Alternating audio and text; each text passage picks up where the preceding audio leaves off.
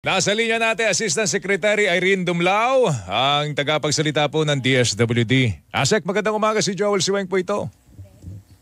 Hi, Weng and Joel. Magandang umaga. Magandang Opo. umaga din po sa lahat ng sumusubaybay ng inyong pong programa. Una sa lahat, Congratulations. batiin natin si Assistant Secretary Dumlao dahil siya po ang pinakamatikas na communicator Pinakamatikas sa lahat po talaga, ng Mama. mga spokesperson po ng gobyerno. Kita Ha? mo yan. Congrats, Mama. Magpapatraining po. Maraming salamat po. Ma'am, magpapatraining kami sa inyo, ha?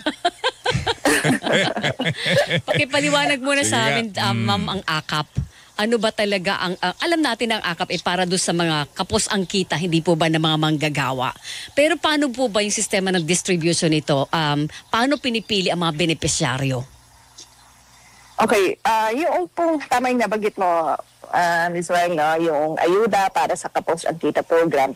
Actually, it's a social safety net na ibinibigay nga po o binabahagi ng DSWD para sa mga low income and minimum wage earners para ma-caution yung effect ng inflation po at maiwasan nga po natin yung sila ay mag-slide down to that poverty level. Ito pong ayuda para sa Kapos ang Kita program. Actually, ini-implement natin yan in coordination, of course, with our local partners dahil yung dun sa tukoy ng mga beneficiaries. Kasi parang AIX to Weng and Joel, na parang may walk-in Yes po. and then may mga referral din. Okay, but the process, of course, it goes through yung pong assessment ng ating mga social workers. So kapag halimbawa walk-in po, nagtungo sa aming tanggapan, magsasubmit po yan ng mga requirements. Kasi ang nga po dito, kapag low income minimum wage earners, meron pong kinakailangan na mga requirements na isusumite. So pwede kasi na contract of employment, certificate of employment with compensation, income tax return, or iba pang mga sertifikasyon mula sa kabilang lokal na pamahalaan, gaya ng business permit or barangay certification in case nga po ng mga small business owners yung po nga yan. So pag nagtungo sila sa aming pagtanggapan, pinireview yan ng aming mga social workers, ini-interview din ng ating mga social workers yung pong mga clients, and then mag-prepare ng social case study report na i-attach din po doon sa ating pong ibang requirements na isinumite. And then, yun po yung magiging basihan doon sa pag-release nga noong financial assistance, Ms. Rec. Tumatanggap kayo ng referral mula po sa mga mambabatas para po sa AKAP. Halimbawa, meron siyang constituent na pwedeng maging benepisyaryo ng AKAP. Pwede niya i-refer sa inyong tanggapan. Yes po, Ms. Weng. Meron po na mga beneficiaries naman na meron dala-dala nga po na mga referral letter. So, just the same, sumasailalim po yan doon sa assessment ng ating po mga social workers. Rin-interview pa rin po sila. And then, kung ano man po yung isinumite ng mga requirements, yan din yung magiging basihan po doon sa pagbibigay po natin ng tulong. Hindi ba ano yun, ma'am?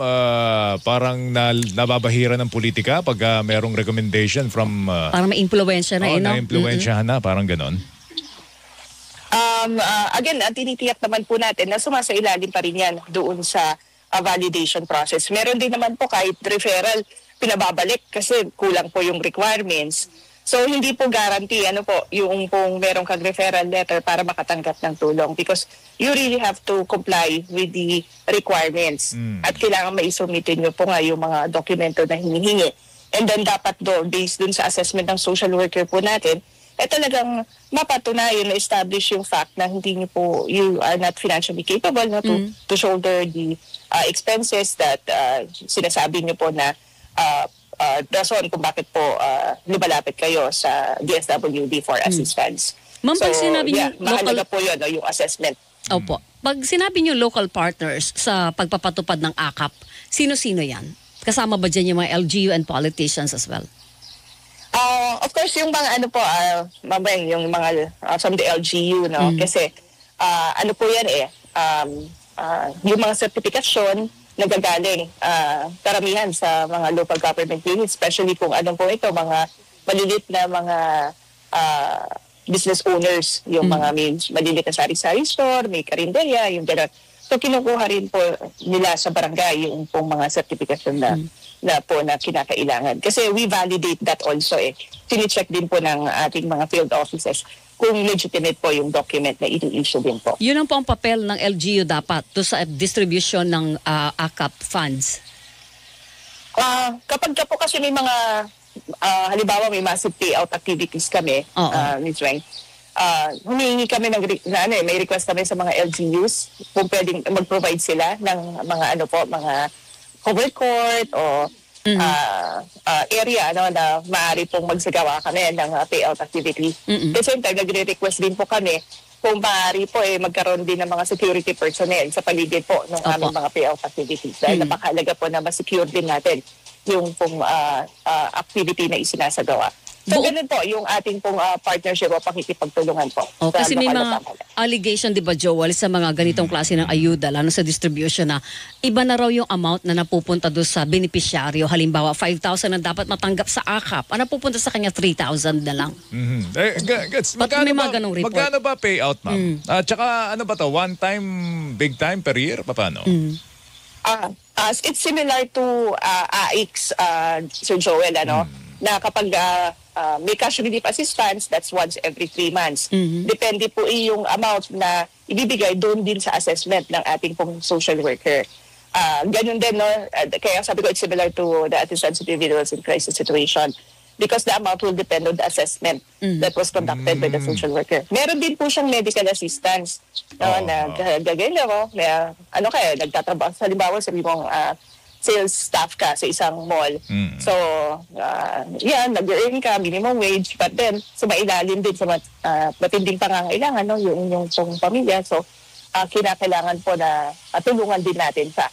So, ganun po, merong cash relief assistance, may medical assistance din siya. At based on our guidelines, merong availment. May frequency on the availment of services. That's once every 3 months. Yung pagkakaintindi ko, ma'am, kung sinasabi ninyo once every 3 months, so ang isang beneficiary ay pwedeng makakuha ng 4 na beses. Sa isang taon. Sa isang taon. Tama ho ba yun, ma'am? O iba-ibang beneficiary yun? Pwede po yan, but then again, subject to assessment of our social worker. Alright. Yung allegation. Ganun din sa AIX, ma'am, once every 3 months din ba doon o 6 months naman? Depende po iyan dun sa assistance. Kasi kapag medical assistance, burial assistance, po yan once every hospital confinement, once every, ang tawag ito kapag may naililibing.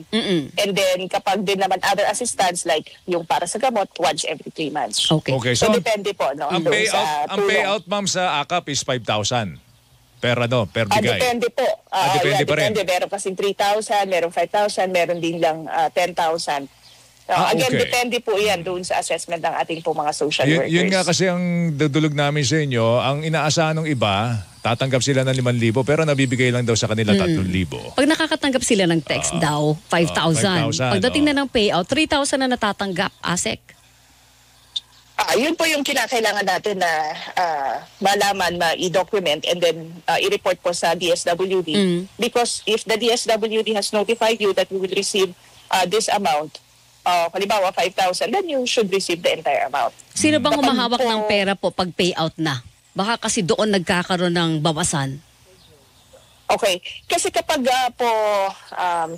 sa payout, ito, dahil experience ko rin, dahil meron kaming isasagawa rin na emergency cash transfer payout ngayon dito sa Baganga, Davao Oriental. DSWD po, yung pong paymaster. Sabi rin po yung nagbavalidate. Dapat po, pagka bigay sa'yo, makikita mo na nakareflect na kasi sa payroll eh. So bago ka pumirma, makikita mo na amount na tatanggapin mo is 5,000.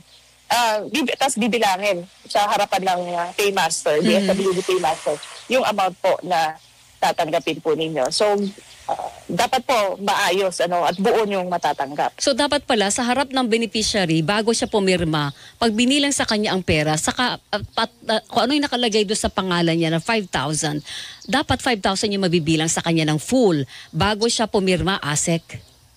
Tama po. Kung hindi, dapat hindi niya tanggapin yun.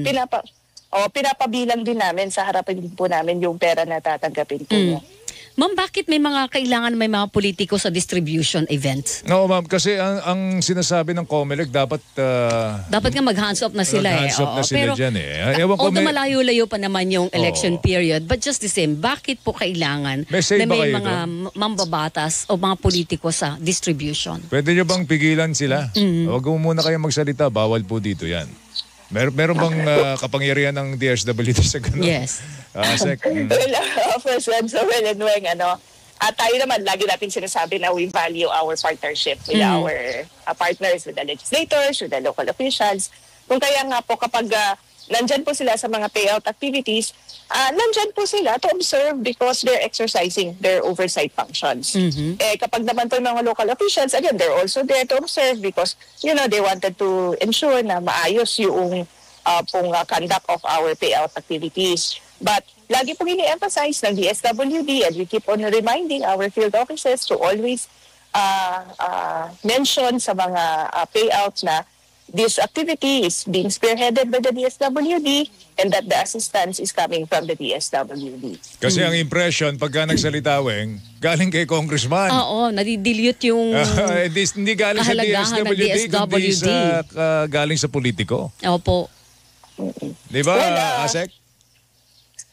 Tayo naman, actually, yung mga na-observe natin, Joel and Weng, yung mga po mismo, yung mga tao po mismo, alam na galing sa DSWD. And in fact, may nakapost kasi kami ng mga tarpaulins na nakalagay na it's DSWD payout activity. And then, even some of the officials are also saying na ito ay galing sa national government. Oo, ito na lang I think it's just a matter of yung pag-coordinate, pag-explain sa partners, and yung pag-convey, pag-communicate din sa public. Ito na lang, ma'am. Must ba sa DSWD na halimbawa magkakaroon ng payout sa isang probinsya, ipapaalam at i-invite halimbawa si congressman o si senator or si local official? Must ba yon o pag nalaman nila, hindi nyo na mapipigilan na dumating na lang sila sa event? Yes po, kapag nandyan na po sila, of course, ginagalang naman po natin yung kanila pong presensya. Sa napakaraming payout activities ay naisinasagawa ng DSWD. Hindi na po natin, may isa-isa yung may coordinate. But, po yan, kapag sila po ay nandyan, because most of the time kasi, kapag nasa distrito sila, nasa area sila, or of course, yung mga local officials, they're really present on the ground. So, if they come and, nag-observe sa ating mga payout activities, of course, naman po natin sila, respeto na nandun po at nagpapasalamat na tinutulungan din ang DSWD. Alright. Asek, salamat sa oras mo. Mag-ingat ka. Thank you. Ma'am, thank you. Maraming Congratulations salamat sa po. Congrats, ma'am. Maraming salamat. Magandang umaga po sa Good inyo. morning. Si Assistant Secretary Irene Dumlao. Ito, Weng,